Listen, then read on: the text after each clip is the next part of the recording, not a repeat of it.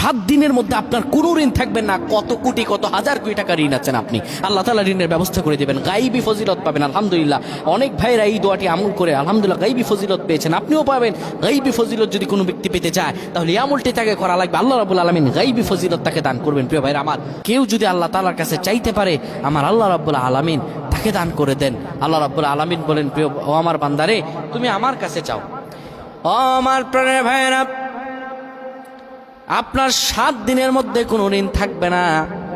কোরআন আল কারীমের আয়াতের যদি আমলটা আপনি করতে পারেন, কোরআন আল কারীমের আয়াতের আমলটা হলো ওয়াতারযুকু মান তাশাউ বিগাইরি হিসাব।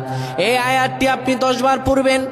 এরপরে আপনি রাসূলুল্লাহ শিখানো এই দোয়াটা পড়বেন, আল্লাহুম্মা কফিনি বিহালালিকা আন হারামিক ওয়াগনিনি বিফদলিকা আম্মান সিওয়াক।